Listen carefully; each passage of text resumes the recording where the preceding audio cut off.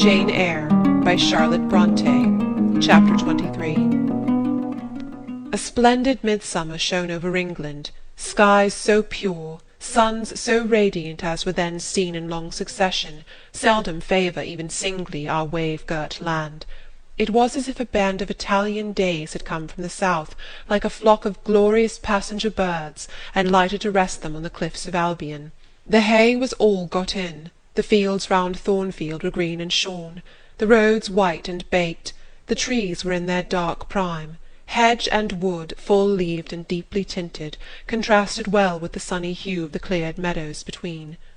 On Midsummer Eve, Adele, weary with gathering wild strawberries in Hay Lane half the day, had gone to bed with the sun. I watched her drop asleep, and when I left her, I sought the garden. It was now the sweetest hour of the 24. Day its fervid fires had wasted, and dew fell cool on panting plain and scorched summit. Where the sun had gone down in simple state, pure of the pomp of clouds, spread a solemn purple, burning with the light of red jewel and furnace flame at one point, on one hill-peak, and extending high and wide, soft and still softer, over half heaven. The east had its own charm, or fine deep blue, and its own modest gem, a casino and solitary star. Soon it would boast the moon, but she was yet beneath the horizon. I walked a while on the pavement, but a subtle, well-known scent, that of a cigar, stole from some window. I saw the library casement open a hand's breadth. I knew I might be watched thence, so I went apart into the orchard.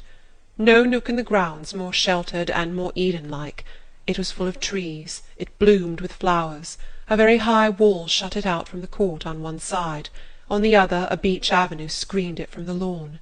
At the bottom was a sunk fence, its sole separation from lonely fields, a winding walk bordered with laurels and terminating in a giant horse-chestnut, circled at the base by a seat, led down to the fence. Here one could wander unseen. While such honey-dew fell, such silence reigned, such gloaming gathered, I felt as if I could haunt such shade for ever. But in threading the flower and fruit parterres at the upper part of the enclosure, enticed there by the light the now rising moon cast on this more open quarter, my step is stayed, not by sound, not by sight, but once more by a warning fragrance.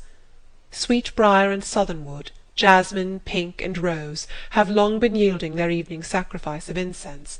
This new scent is neither of shrub nor flower. It is, I know it well, it is Mr. Rochester's cigar. I look round, and I listen. I see trees laden with ripening fruit. I hear a nightingale warbling in a wood half a mile off. No moving form is visible, no coming step audible, but that perfume increases. I must flee. I make for the wicket leading to the shrubbery, and I see Mr. Rochester entering. I step aside into the ivy recess. He will not stay long. He will soon return whence he came, and if I sit still he will never see me. But no, eventide is as pleasant to him as to me, and this antique garden as attractive, and he strolls on, now lifting the gooseberry-tree branches to look at the fruit, large as plums, with which they are laden, now taking a ripe cherry from the wall, now stooping toward a knot of flowers, either to inhale their fragrance or to admire the dew-beads on their petals. A great moth goes humming by me. It alights on a plant at Mr. Rochester's foot. He sees it, and bends to examine it. Now he has his back towards me, thought I, and he is occupied too, and perhaps if I walk softly I can slip away unnoticed. I trode on an edging of turf that the crackle of the pebbly gravel might not betray me.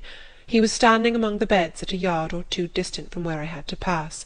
The moth apparently engaged him. I shall get by very well, I meditated. As I crossed his shadow, thrown long over the garden by the moon, not yet risen high, he said quietly, without turning, "Jane, come and look at this fellow." I had made no noise. He had not eyes behind. Could his shadow feel? I started at first, and then I approached him.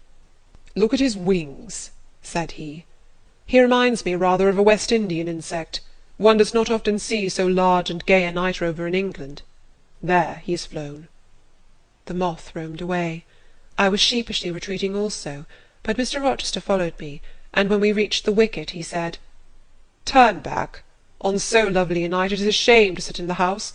and surely no one can wish to go to bed while sunset is thus at meeting with moonrise.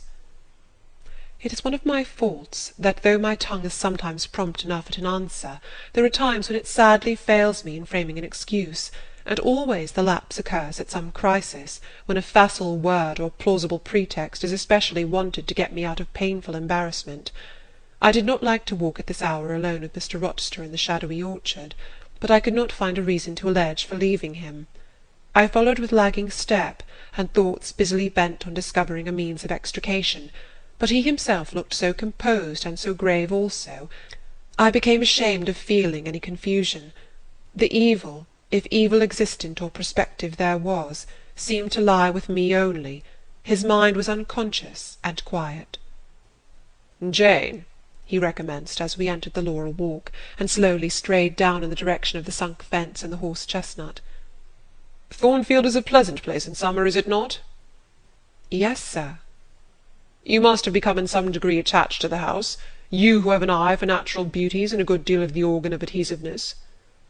"I am attached to it, indeed." "And though I don't comprehend how it is, I perceive you have acquired a degree of regard for that foolish little child Adele, too, and even for simple Dame Fairfax." "Yes, sir. In different ways I have an affection for both." "And would be sorry to part with them?" "Yes." "Pity," he said, and sighed and paused. "It is always the way of events in this life," he continued presently. "No sooner have you got settled in a pleasing resting-place, than a voice calls out to you to rise and move on, for the hour of repose is expired." "Must I move on, sir?" I asked. "Must I leave Thornfield?" "I believe you must, Jane. I am sorry, Janet, but I believe indeed you must." This was a blow, but I did not let it prostrate me. "Well, sir, I shall be ready when the order to march comes." "It is come now. I must give it to-night." "Then you are going to be married, sir?" "Exactly, precisely. With your usual acuteness you have hit the nail straight on the head." "Soon, sir?" "Very soon, that is, Miss Eyre. And you'll remember, Jane, that the first time I, or rumour, plainly intimated to you that it was my intention to put my old bachelor's neck into the sacred noose, to enter into the holy estate of matrimony, to take Miss Ingram to my bosom, in short. She's an extensive armful, but that's not to the point. One can't have too much of such a very excellent thing as my beautiful Blanche. Well, as I was saying, listen to me, Jane. You're not turning your head to look after more moths, are you? That was only a lady-clock, child, flying away home. I wish to remind you that it was you who first said to me, with that discretion I respect in you, with that foresight, prudence, and humility which befit your responsible and dependent position, that in case I married Miss Ingram, both you and little Adele had better trot forthwith. I pass over the sort of slur conveyed in this suggestion on the character of my beloved. Indeed, when you are far away, Janet, I'll try to forget it. I shall notice only its wisdom, which is such that I have made it my law of action. Adele must go to school, and you, Miss Eyre, must get a new situation." "Yes, sir, I will advertise immediately, and meantime, I suppose—" I was going to say, I suppose I may stay here, till I find another shelter to betake myself to, but I stopped, feeling it would not do to risk a long sentence, for my voice was not quite under command. "In about a month I hope to be a bridegroom," continued Mr. Rochester, "and in the interim I shall myself look out for employment, and an asylum for you." "Thank you, sir. I am sorry to give—" "Oh, no need to apologize. I consider that when the dependent does her duty as well as you have done yours, she has a sort of claim upon her employer for any little assistance he can conveniently render her. Indeed, I have already, through my future mother-in-law, heard of a place that I think will suit. It is to undertake the education of the 5 daughters of Mrs. Dionysus O'Gall of Bitternut Lodge, Connaught, Ireland. You'll like Ireland, I think. There's such warm-hearted people there, they say." "It is a long way off, sir." "No matter. A girl of your sense will not object to the voyage or the distance." "Not the voyage, but the distance. And then the sea is a barrier." "From what, Jane?" "From England, and from Thornfield, and—" "Well?" "From you, sir." I said this almost involuntarily, and, with as little sanction of free will, my tears gushed out. I did not cry so as to be heard, however, I avoided sobbing. The thought of Mrs. O'Gall and Bitternut Lodge struck cold to my heart, and colder the thought of all the brine and foam, destined as it seemed to rush between me and the master at whose side I now walked, and coldest the remembrance of the wider ocean. Wealth, caste, custom intervened between me and what I naturally and inevitably loved. "It is a long way," I again said. "It is, to be sure. And when you get to Bitternut Lodge, Connaught, Ireland, I shall never see you again, Jane. That's morally certain. I never go over to Ireland, not having myself much of a fancy for the country. We have been good friends, Jane, have we not?" "Yes, sir." "And when friends are on the eve of separation, they like to spend the little time that remains to them close to each other. Come, we'll talk over the voyage and the parting quietly half an hour or so, while the stars enter into their shining life up in heaven yonder. Here is the chestnut tree, here is the bench at its old roots. Come, we will sit there in peace to-night, though we should never more be destined to sit there together." He seated me and himself. "It is a long way to Ireland, Janet, and I am sorry to send my little friend on such weary travels, but if I can't do better, how is it to be helped? Are you anything akin to me, do you think, Jane?" I could risk no sort of answer by this time. My heart was still. "Because," he said, "I sometimes have a queer feeling with regard to you, especially when you are near me, as now. It is as if I had a string somewhere under my left ribs, tightly and inextricably knotted to a similar string situated in the corresponding quarter of your little frame, and if that boisterous channel, and 200 miles or so of land come broad between us, I am afraid that cord of communion will be snapped, and then I've a nervous notion I should take to bleeding inwardly. As for you, you'd forget me." "That I never should, sir. You know—" Impossible to proceed. "Jane, do you hear that nightingale singing in the wood? Listen." In listening, I sobbed convulsively, for I could repress what I endured no longer. I was obliged to yield, and I was shaken from head to foot with acute distress. When I did speak, it was only to express an impetuous wish that I had never been born, or never come to Thornfield. "Because you are sorry to leave it?" The vehemence of emotion, stirred by grief and love within me, was claiming mastery, and struggling for full sway, and asserting a right to predominate, to overcome, to live, rise, and reign at last, yes, and to speak. I grieve to leave Thornfield. I love Thornfield. I love it because I have lived in it a full and delightful life, momentarily at least. I have not been trampled on. I have not been petrified. I have not been buried with inferior minds and excluded from every glimpse of communion with what is bright and energetic and high. I have talked face to face with what I reverence, with what I delight in, with an original, a vigorous, and expanded mind. I have known you, Mr. Rochester, and it strikes me with terror and anguish to feel I absolutely must be torn from you for ever. I see the necessity of departure, and it is like looking on the necessity of death." "Where do you see the necessity?" he asked suddenly. "Where? You, sir, have placed it before me." "In what shape?" "In the shape of Miss Ingram, a noble and beautiful woman, your bride." "My bride? What bride? I have no bride." "But you will have." "Yes, I will, I will." He set his teeth. "Then I must go. You have said it yourself." "No, you must stay. I swear it, and the oath shall be kept." "I tell you I must go," I retorted, roused to something like passion. "Do you think I can stay to become nothing to you? Do you think I am an automaton, a machine without feelings, and can bear to have my morsel of bread snatched from my lips and my drop of living water dashed from my cup? Do you think, because I am poor, obscure, plain, and little, I am soulless and heartless? You think wrong. I have as much soul as you, and full as much heart, and if God had gifted me with some beauty and much wealth, I should have made it as hard for you to leave me as it is now for me to leave you. I am not talking to you now through the medium of custom, conventionalities, or even of mortal flesh. It is my spirit that addresses your spirit, just as if both had passed through the grave, and we stood at God's feet, equal, as we are." "As we are," repeated Mr. Rochester. "So," he added, enclosing me in his arms, gathering me to his breast, pressing his lips on my lips. "So, Jane." "Yes, so, sir," I rejoined, "and yet not so, for you are a married man, or as good as a married man, and wed to one inferior to you, to one with whom you have no sympathy, whom I do not believe you truly love, for I have seen and heard you sneer at her. I would scorn such a union, therefore I am better than you. Let me go." "Where, Jane? To Ireland?" "Yes, to Ireland. I have spoken my mind, and can go anywhere now." "Jane, be still. Don't struggle so, like a wild, frantic bird that is rending its own plumage in its desperation." "I am no bird, and no net ensnares me. I am a free human being with an independent will, which I now exert to leave you."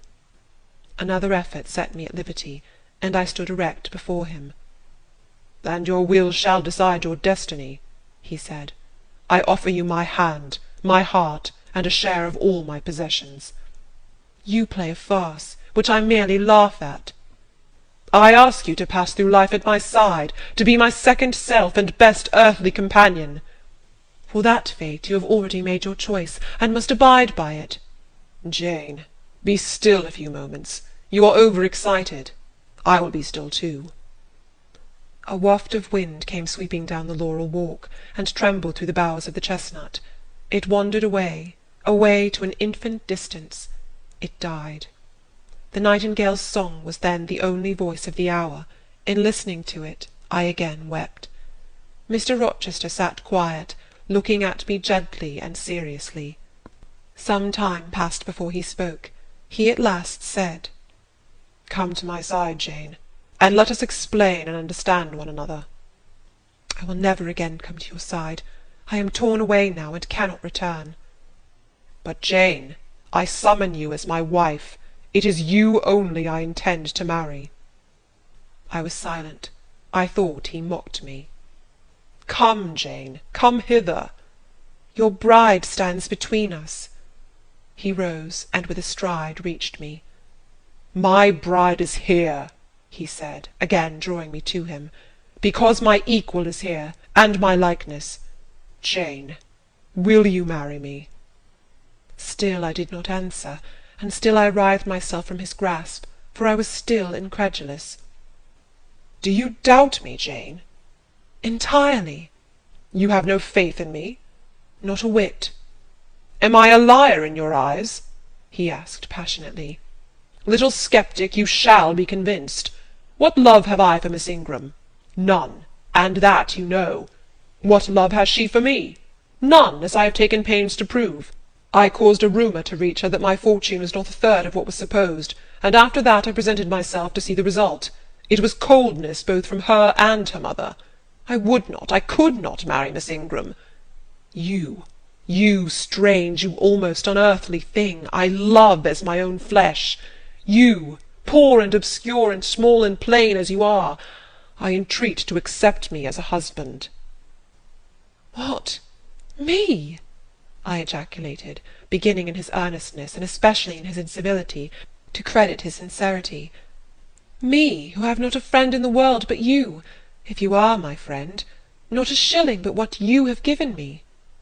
"You, Jane. I must have you for my own, entirely my own. Will you be mine? Say yes, quickly."